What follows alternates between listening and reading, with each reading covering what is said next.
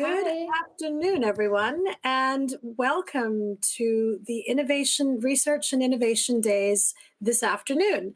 My name is Bindi Korea, and I am on the advisory board of the European Innovation Council. I've been very fortunate to be part of the board since it launched in early 2016. Greetings from London. I'm also a venture partner at Draper Esprit, a large venture capital European-based fund. And I also co-chair the Committee on Diversity and Inclusion for the EIC. So we're going to be talking about some subjects that I think all of us are quite passionate about. First of all, it's fair to say that Europe has a wealth of diverse and innovative talent across the continent. We are world leaders in excellence in science and research, but actually we have an inability to fully mobilize and harness the talent, which has hampered our innovation performance. I think it's fair to say we have about 70 unicorns, according to Sifted EU, across Europe, but that's nothing compared to what we're seeing coming out of China and the US. So we really need to create an environment where entrepreneurial ambitions are rewarded and where innovative company cultures can thrive and become the norm. So obviously talent and skills are two key ingredients for this innovation. We need this to recover swiftly from the pandemic and tackle major societal challenges. But what can we do better here in Europe to ensure we grow the right talent and give them the opportunities? Well, first and foremost, Europe has strong education systems, home to 31 of the world's top 100 universities in engineering and technology, and this was in 2019. We are at the forefront of science and research, but we still lag when it comes to innovation performance, and that's exactly why the EIC has been formed. So today we're going to present some talents across Central and Eastern Europe and display how the entrepreneurial mindset is placed not just in Northern and Western Europe, but also CEE as well. Secondly, we're also going to talk about the importance and actions of the Portuguese presidency on talent and mobility. So today we're going to explore how innovation policies need to become better attuned to this innovation talent, how we can build that ecosystem, which is already well underway, but to continue nurturing the future generation of innovators and looking at our changing labor market needs, particularly post-pandemic. So with that, I would like to introduce our four amazing panelists. And after I introduce them, I would like each of you to do a quick 1-minute intro to who you are and tell the audience who you are. So from Romania, we have Andreea Baciu, the Chief Culture Officer at UiPath. We have Rebecca Saiva, co-founder and CTO of ETC Solar. We have Dora Palfi from Hungary, co-founder and CEO of Imagilabs. And we have Manuel Heitor, the Ministry of Science, Technology, and Higher Education in Portugal. So with that, Andreea, why don't we get you to introduce yourself very quickly, and then I'll jump into Rebecca, Dora, Manuel, and with that, I'll start asking some good questions. So Andreea, over to you for a quick introduction. Thank you, Bindi. Do you hear me well? I can hear you, yes. Super. I'm really, really honored and humbled to be with you in this session. And I truly hope that together with my three colleagues here in the panel, we will do what you need to be done around talent and innovation and a way forward for Europe. I am with UiPath currently. I'm the Chief Culture Officer. I was fortunate enough to be on this rocket ship drive for about 3 years ago, and we have seen what it means to come up with a startup that was raised in Romania, which is a country in Southeast Europe, and how you take that crazy mission you have to accelerate human achievement, move the quota in the US, and then go public 2 months ago. So really, really fortunate and humbled to be with you today and share the experiences we've gone through to mobilize the talent and take advantage of their skills and be where we are today. Thank you for having me. Thank you, Andreea. And UiPath is quite the wonderful story. So now we're going to zip over to the Netherlands. And Rebecca, tell us about who you are in ETC Solar. Yeah, also thank you very much for having me here on this panel. What I should emphasize is that I'm indeed a co-founder of a startup, ETC Solar. But during my main time, or my main occupation is actually that I'm an associate professor at the University of Twente here in the Netherlands. And so I co-founded the startup out of Caltech, the California Institute of Technology, in 2017. And we then moved the startup to the Netherlands as I was moving to the Netherlands. And one of the other co-founders is actually also Dutch. And so, yeah, it has been quite an interesting journey. And I'm very happy to share my experience here and also to discuss and maybe come up with some ideas on how we can increase the innovation and help entrepreneurship in Europe in general. Fantastic. And Rebecca, word has it on the street that you are a semi-finalist in the Rising Innovators for EU Prize for Women Innovators, and you received a special mention. So congrats on that. It's great to see wonderful female talents such as yourself being recognized. So well done for that. Next up, we have Dora from Hungary, CEO and co-founder of Imagilabs. Over to you, Dora. Tell us a bit about who you are. Hi, everyone. Thank you so much for having me as well. My name is Dora. I am from Hungary, but I am actually based in Sweden. So when we mentioned it's talent from Central Europe, I felt a bit bad because I actually have both of my co-founders from Romania, but we all are based in the Nordics. All three of us have been working in the tech industry and experienced the lack of women in the field. And believing that technology is the future, we were not happy with the fact that we are currently underrepresented in the field. And so we believe that in order for a future to have equal representation, we really need to make sure that the tech talent is diverse. And that's why we started Imagilabs. We are creating products. In fact, we have this physical gadget that is sort of a code your own Tamagotchi, one could say, a customizable accessory that you can learn to create with and learn to create with through programming in Python. And so that is the company that I've been working on for the past years. Fantastic. And I understand you've co-founded the Women at EIT, the community that brings together women students and alumni of EIT. So it's fantastic to see. We are still waiting for Mr. Manuel Heiter to dial in. There's obviously something very key and important happening in government world in Portugal. So while we're waiting for him to join, I'm just going to jump into questions from all three of you. So Andrea, I'm going to start with you. UiPath is just a fantastic story and achieved unicorn status. And you know, I've known about you guys for a long time, and so it's been fantastic to see you grow from pillar to strength. So very few other European companies have achieved that. I'd love to learn more deeply. What do you attribute this immense success to? And what are the main strengths for Europe as a site for innovators from your perspective? So Chief Culture Officer, tell us all about it. What's the secret sauce? I don't know if secret sauce. There is a little bit of a right product in the right market at the right time that happened about 5 years ago. The founders were engineers and are engineers at heart, and they just realized that there is a fantastic opportunity to get rid of the boring task, to actually help people stay focused on value-added activities. And they came up with automation and RPA. They've put their heart, minds, and brilliant to work, and the product was raised. It wasn't without effort. Obviously, it stayed in an apartment in Bucharest for 10 years, and only about 5 years ago, we started to kind of develop and grow. But I will share with you 3 things that we believe made it possible. First of all, fantastic product, as I mentioned. Without that, the competition out there is crazy. So unless you have something which stays true to your mission and actually delivers what you promise to the world it will deliver, ain't gonna work. So that was one. Number 2, culture, really culture. So being raised in Romania, you have certain biases. Some of them are unconscious, some of them are conscious, but the founders from the very, very beginning, they were clear on who we are as a company, and they have never compromised the values we are in. So we tell about ourselves that we are humble, bold, immersed, and fast.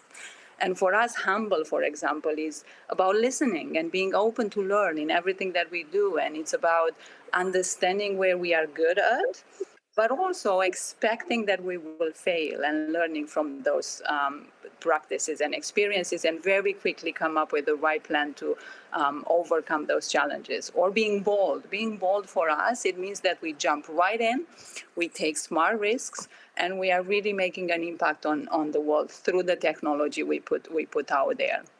And then immerse. You would have people that are working crazy hours, crazy days, crazy weekends, simply because they see themselves as being, contributing to something bigger than themselves. We have for example, just a very tactical example, we have a no number of days vacation policy. So you can take vacation and free day whenever you feel like you need to. But guess what? When we look at the data, people are very rarely taking even the number of days legally in all our countries out there. And that's because they are working with passion and they see meaning in the work they do, and they feel they are contributing to something bigger than themselves. And fast, we've accelerated our efforts so that we can innovate and evolve with speed. And it's crazy, the hyper growth we have seen, the adoption of our products from the clients we are partnering with, everything that we put out there. We have 2 releases per year, one in April, one in October. So the product is evolving with every single release, and the features are getting better and faster to our clients. So I think that's what it was in summary: product, values being there from the very beginning, embedded in everything we do, and 3, these amazing people that are seeing their contribution bigger than themselves. I think this is all fantastic, but I want to dig a little bit deeper, Andrea. And you no doubt have attracted the most amazing talent. So I want to understand, because this whole panel is about talent. How did you attract them? Like, obviously the values and the culture and the great product have kept them with you, but how did they come to you in the first place? I think that's really what this panel is about. I want to dig a bit into that talent that you found, because that's really what we want to showcase and show off. Well, at the very beginning, they weren't coming because UiPath was a no-name. We've earned our name in the marketplace out there, and we became a brand only recently.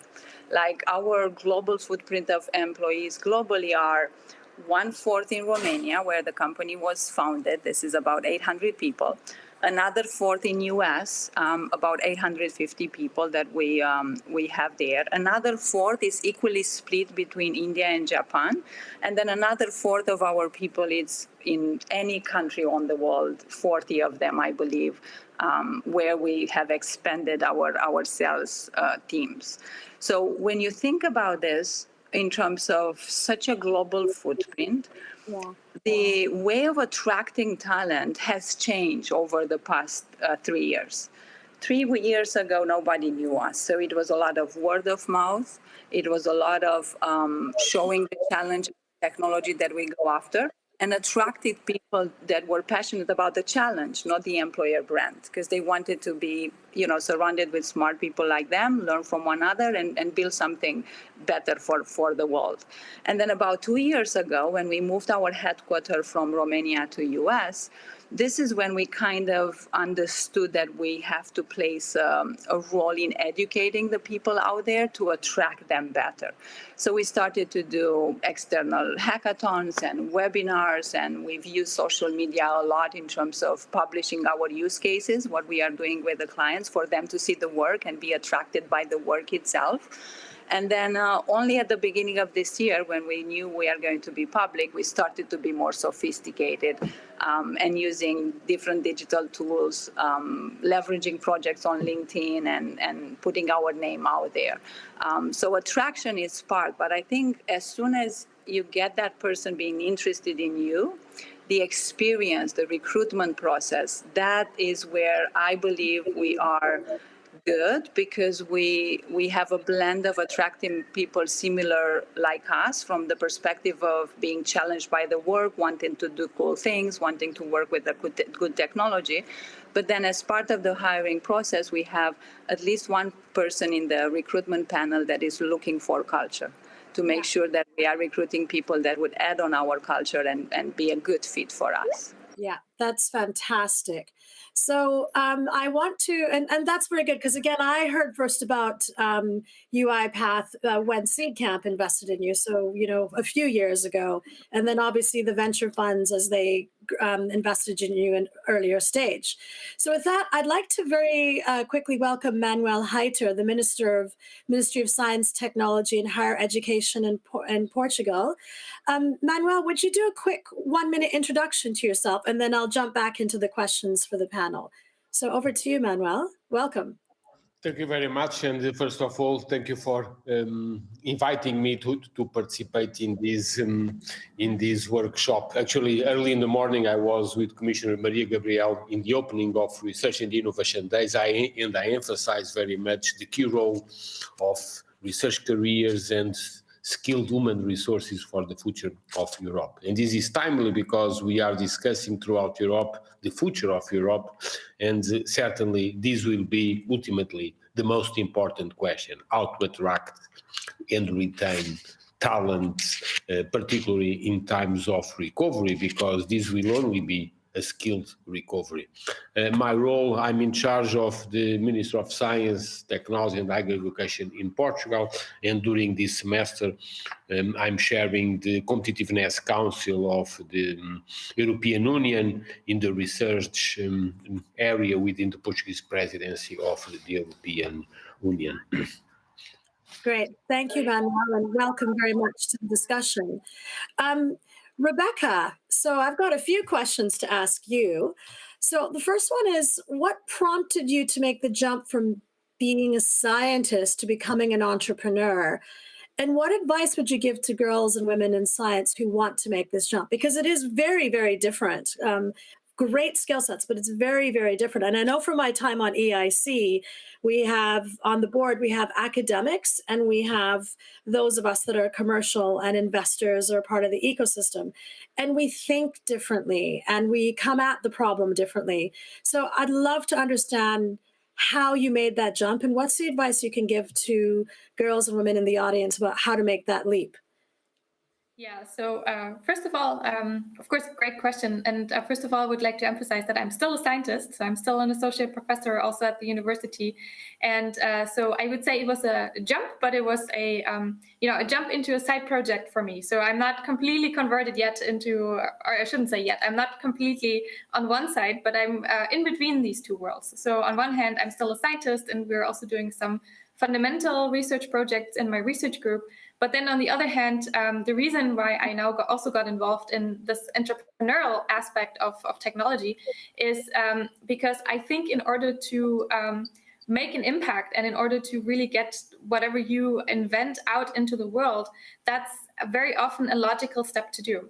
When I was younger, I always thought it was always my big mission that I would become a scientist. I would work at the university. I would have a great idea, which would solve a big problem for our society. And after I have this idea, somebody else will pick it up and will commercialize it or will implement it in society in a way that it will improve our way of living. It will help the environment. That's what I'm mainly passionate about. So I thought this will just go by itself. It will run by itself once I've had this idea. But then working at California Institute of Technology, I actually had a very nice idea and I developed this together, of course, with my colleagues. And it turned out that this might have very big potential to really make an impact, in this case for solar energy, in fact. But after some time, it turned out that just having the idea was not enough. And it needed someone to really make it and to bring it then a step further and to bring it into our society.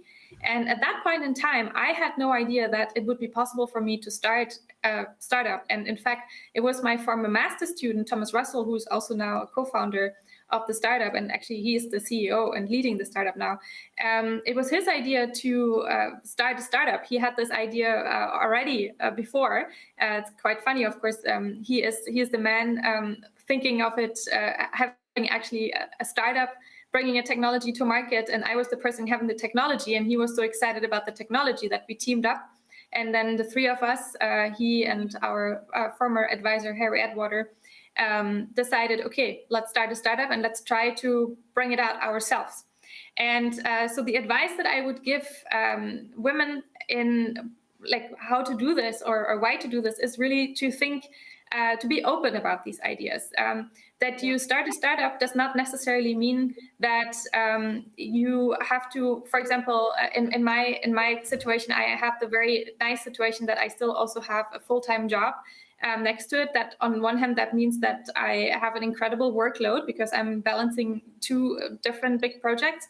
But on the other hand, of course, it also gives me a little bit of security, which sometimes I get the feeling that is a burden or that is a hurdle for many women, that if you say, okay, I co-found my startup now, okay, but how will I then be able to sustain my family or to have like a somewhat regulated life, things like that. So I think one of the big big advices that I would give women on the way is to really think about, okay, what are ways that you can, on one hand, make this big dream become true, but then on the other hand, also look out for yourself and make sure that you can still have a life where you don't have to be worried about what to eat next day. Yeah, absolutely. And then what about teaching entrepreneurial mindset in higher ed institutions? Because you're a professor and actually now you're making that leap. How do you sort of bring that into teaching that kind of entrepreneurial thinking? I think 10 years ago, it just didn't happen, but I'm certainly observing. I'm on the board of a university here in the UK, and I know the entrepreneurial class is a very well attended, popular kind of course. So what is your thinking about that very quickly? And then I'll jump over to Dora after that. Yeah, funny enough, 10 years ago, I also thought that this would not be necessary, not something I care about. Now I'm actually really excited about it. So now that I have like received a lot of training myself, and I've seen how this goes and how fast you can make progress with this type of entrepreneurial thinking, I find it very exciting. And I really try to also have it included in the way we are working as a research group. So very often we are already thinking about applications of the research that we are doing. And we are also really having this problem or this solution finding mindset from the beginning in our work. And so I'm really trying to also implement this into teaching and into our research, that we really think about solving problems for our society. Yeah, and I think that's the whole thing that, EIC is trying to tackle, which is like really take those innovations that come from your world, Rebecca, and commercialize them and fund them and build, the future UI paths of the world. So Dora, this is a question that's very close to my heart. Because your company is trying to tackle the underrepresentation of women in tech programs and professions. I've been involved in tech for the past 20 years across Europe, and actually having those champions and that peer-to-peer support makes such a difference. And I know the encouragement I received in my much younger days. And now with me, I spend a lot of time on the boards of women-founded companies and help younger female entrepreneurs. And it's just about paying it forward. So I'd like to learn like the peer-to-peer support that you're encouraging women to enter the tech field, and what support did you have and what do you wish you had when you started your own company? Just give us some hints and tips about what you're doing and how we can improve on this. Well, first of all, great to hear all the positive things you mentioned about peer support and paying forward. I think the whole mentality in the entrepreneurial scene of paying forward is what has helped me to get started. But to just sort of like trace back, I also studied science in my undergraduate degree. I had a major in neuroscience and a minor in computer science from New York University. And then after that, I didn't really enjoy the academic field so much, and decided to enter the tech sphere. And I've been involved with a lot of sort of like women in tech initiatives. I've gotten scholarship to attend the Grace Hopper Celebration. Both my co-founders as well have been part of several scholarship programs sponsored by big tech companies. So I think there is so much actually happening for women to sort of like support them to enter the tech industry at sort of like a university and early career level. And through my involvement with also teaching programming to younger people, I had this sort of thought that actually it is really clear that already in very early ages, girls start to have sort of like a different experience with technology, math, and sort of like the hard sciences. And there's also a lot of data backing this. So while until around the age of 11, girls have a similar confidence, really in the early teen years is when most girls lose their interest and confidence that they could do like hard science, mathematics, computer science. And that actually was partially my personal experience as well. Even though I was good at these subjects, I never received sort of like encouragement to actually want to study that in higher education. And at the time, I was doing my master's degree with EIT, so the European Institute of Innovation and Technology. And even though I was just committed to studying engineering, I was tricked into studying entrepreneurship because it was required by my scholarship program. And through that experience, I actually started to dive deeper into the thought that, okay, I'm passionate about creating products with end users in the mind. That was my entire study, my master's degree in human-computer interaction. And then I was studying a bit of entrepreneurship. And so the idea came about, what if I could create a digital product that would make coding more fun and relevant for girls? So rather than just having sort of like local nodes and events, while peer support is extremely important, but how could we make that a bit more scalable and more digital? And that's why I sort of like decided to start my own company. And something I would like to mention here too is I think since the beginning, since we started ImagiLabs, oftentimes it has come about whether doing sort of like social good and impact has to happen in a nonprofit setting. But luckily enough, especially here in the Nordics where I was studying, there's a growing awareness that actually social impact can be the core of a for-profit business. And in fact, you can really scale social impact and doing something good for the world if that is tightly coupled with essentially the financial sustainability and growth of your company. And so I would say as an entrepreneur, I've definitely received a lot of support through various programs for female founders. So we've been part of Apple's Entrepreneur Camp for female founders, the Google Female Founder Program, et cetera, et cetera. So that has been definitely a really good journey in that sense. But I think what I would say is interesting is that there's still definitely sort of just like a lack of representation. And even though now I luckily know personally female founders who have raised funding, who have been building their companies, you know, on sort of like a statistics level, when I look at the numbers, it's just crazy that still less than 2%, I believe, of funding goes to all female funded companies in Europe. And around 92% goes to like all males. So like the remaining 8% the remaining 6% or 7% would be mixed teams. So I don't know the exact numbers, but in this bulk. And you know, when you think of that, that is quite discouraging. So there's definitely sort of like more work to be done there. And that's why these female networks are also so important. Great, thank you for that. And I think certainly at an EIC level, we have been really, first of all, the board is very gender balanced, and we've been really pushing to make sure that as much funding as possible can go to a female-founded company or a company where a woman is on the decision-making team, whether as a board member or as an executive in that company. So there's a lot of that push going on right now. So great to see where you're coming from. And with that, Manuel, I'd like to step over to you because, you know, you've been really involved in the public policies and programs. And obviously with you running the presidency right now, I guess I'd love to learn how can policies and programs encourage more diversity in Europe's innovation landscape and bridge the diversity gaps, particularly amongst scientists and innovators. So what can we also do to ensure talent stays in Europe as well? Thank you very much for the question and for this discussion. Actually, the several interventions before were very clear about the continuous engagement and diversification of profiles from science to industry, from industry to science. And actually, that discussion is not new, but has been particularly strengthened and emphasized over the last months and last May, on the end of May, after 6 months of detailed work, the Council approved a set of conclusions, particularly on advanced human resources for Europe, very much in terms of what has been the consensus on improving research careers in industry, in SMEs, but also in academic research.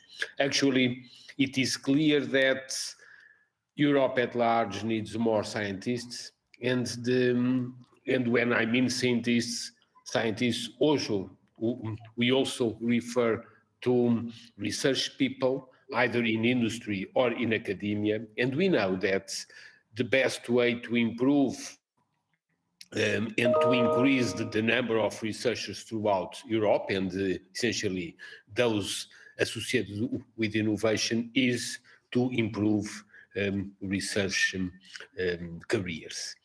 Actually, research careers have evolved over the years very much, and more they are engaged also in collaborative arrangements and what we can call joint recruitment between different institutions.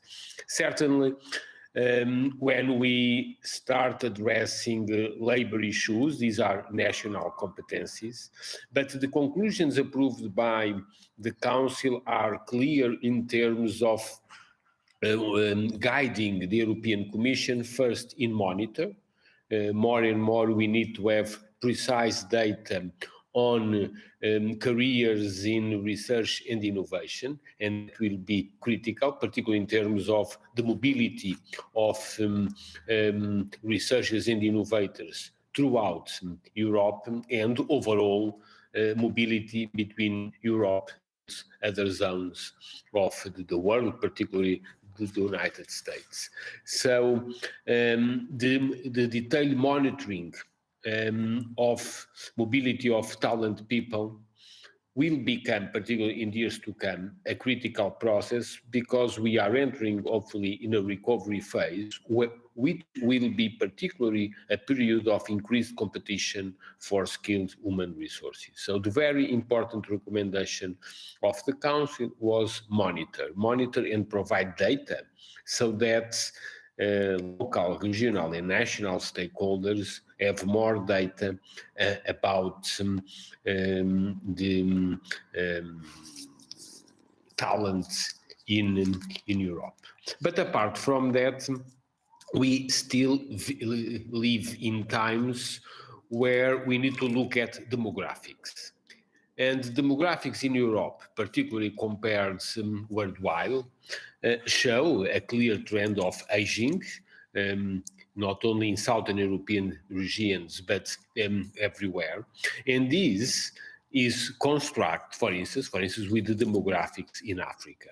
Again, apart from the traditional way at looking at training associated with demographics, we need that in Europe, we need to emphasize processes of reskilling and upskilling of adult population. And that will be very critical in the overall context of talent people for research and innovation, because our expectancy of life is increasing, and these are very good signs of the impact of science on the quality of life. But we need to face the fast rate of change, particularly through digitalization of our economy, to continuously reskill and upskill our population. At the same time, we need to better address Europe as a global player to attract and retain talents.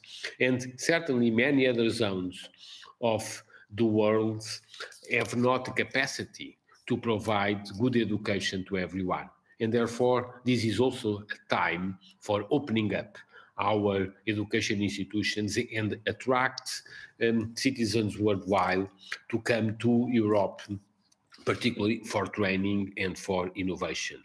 And again, when we look from the system of higher education in Europe worldwide, this calls for a specific action or what's actually in agreement with the European University Association is called University Without Walls. The future of the education system, and particularly speaking on higher education and universities in particular, more and more needs to open to the needs of our society, to the demographics under which we look, not only in training more adults, but also in becoming more and more global. And that will be a critical role for Europe in the years to come, to build capacity globally, attracting talents globally, but also reskilling and upskilling our population for a new times of or a fast rate of change in the digitalization of our societies, also to face the challenges of the green transition. And that again can only be done with more skills and a continuous process of reskilling and upskilling of the adult population in Europe. Great. Thank you very much for that insight, Manuel. And that actually leads nicely into one of the questions that's coming in through the Slido. So we have 10 minutes left in the session, and I'm just reading some of the questions that are coming in through my mobile. And actually, one of the main questions is, what does Europe offer to its talents to ensure they stay? And I think this is really important because now, given the pandemic, we've learned that you can work from anywhere, be a talent from anywhere. A lot of the big FANG tech companies are saying we can hire from anywhere. It's no longer, defined to US only. So how do we encourage our talent to work for really high scaling European companies? And I think, Andrea, you had your hand up, and I think this question is really geared to you because I know your culture is part of it, but what do we do to keep them working for the UiPaths of Europe? So I'll absolutely answer to that in a second, but I was really inspired by the speech we heard from Manuel, if I can call on his first name. What he said around universities without borders, I think this is an idea of which time already passed. We need to do that already. And I just want to bring up a point around the Erasmus program, because Erasmus program, it's actually, developing talent, accelerating their growth, are producing really good talent for Europe. And we can look at the past experience, which is a good predictor of future behavior, and take Erasmus and scale that. Make Erasmus as being the primary pipeline of sourcing talent in Europe, and then we can marry the two. We can make sure that we use mobility and reskill, upskill. We can look at the competency gap, and then the students that are coming through Erasmus, maybe they will be the next Doras of the world, and that will scale company-wide. So that's a good thing we can really focus on. It's not that we are starting from scratch. We do not. There are good practice of good work, of good programs that already happen. I think we have a responsibility to just connect the dots, connect the people, connect the countries, and scale it for the benefit of Europe at large. So, big supporter of Manuel's vision there. Back to how we can retain and attract, I think is the place to be. I honestly believe is the place to be. I was fortunate enough to live in US for about 3.5 years. I was in Europe, in Poland for a year. This is where my second baby girl was born about 9 years ago. I lived in UK for another year, and I came back to Romania. There is something around this very, old territory in the world called Europe, where you have amazing experience, amazing diversity. Like, what continent has about 40 countries or more? None of them. We are rich from intellectual curiosity. We are rich from having an open mind to diversity. We are rich from being tolerant to neighborhoods. We have the concept of neighborhoods. What other continent out there knows as good as we know the neighborhood concept? So I think that's the place to be. And companies like UiPath are there to welcome talent if you have that curious mindset, and if you are ready to wake up out of bed every morning to contribute to accelerating human achievement, we are here. There are companies like the one that Dora is founding that would absolutely attract talent for wherever you are. And I think it's a great opportunity for us. Only if we can just open our mind and scale the programs that we already have, put the countries and the people together to make the best out of what we have already. Okay, great. Thank you. We only have about 5 minutes left, so I'm going to try get a minute out of each of you with this last question, because it's proving very popular on the Slido. And what can we do to better engage and connect different actors across the innovation ecosystem? So students, researchers, entrepreneurs, investors in the future. And if we can just do less than a minute each on that, I think that would be really helpful. So Rebecca, I'll start with you, then Dora, then Manuel, and then Andrea, if we have some time. So again, the question is around how do we engage the different actors across the ecosystem and have them work more closely with each other. So Rebecca, over to you first. What do you think? In 1 minute, so I can get all of your answers across the line. Yeah, so I think a big driver for all of what we're doing is unfortunately very often funding, and that's often the restricting component. And so I think it's very valuable to have funding schemes in which all these players have to work together. I think that would naturally then encourage everyone to come together and do something, because suddenly the means there in order to do something. So that's my opinion about this. Yeah, and actually sort of commenting on that, I think that's what EIC is definitely trying to do. We certainly talk about who are the various segments that we need this kind of thinking to be driven towards. So yeah, it's a very, very smart and interesting insight. Dora, how about yourself? What do you think? Yes, I think I could just really add to the things that have been mentioned previously, such as the Erasmus program, and also, opportunities like when one turns 18-year-old to get a Europass and go around Europe. I think all these initiatives have been really good, and these should be continued, sort of like for developing this interest in understanding the surrounding countries and forming relationships, which later on can turn into, business relationships. So really, when you get to sort of like mix together ideas as teenagers, I think that's has a huge impact for the entire professional career to come. So perhaps doing more of that, potentially providing funding that requires, cross-country collaborations. I think that's a great way forward. Yeah, and I think that's certainly what the Startup Europe project was trying to do back in the day, where when you were applying for that funding, it was 4 countries, 4 cities trying to connect and learn from each other's ecosystems and collaborate and grow anything to do with startups. So yeah, it's very, very a great insight. Manuel, from a government policy perspective, is there anything we can do? What do you think to try connect all these different actors? Because obviously with what you're doing, you have sight of everyone across the ecosystem. Again, thank you very much. More and more, this question needs to follow very much, in my view, a citizen-centered, research-driven approach. And I believe science policies in particular, but the science and education policies do require more and more to have a clear triangulation between education, research, and innovation, and therefore be associated with the creation of jobs, including through startups and the potential support to young entrepreneurs and entrepreneurial projects. But strengthening these 3 areas together do require more and more public policies towards this triangulation and this collaboration between education, research, and innovation. Just for example, in Portugal, we promoted over the last years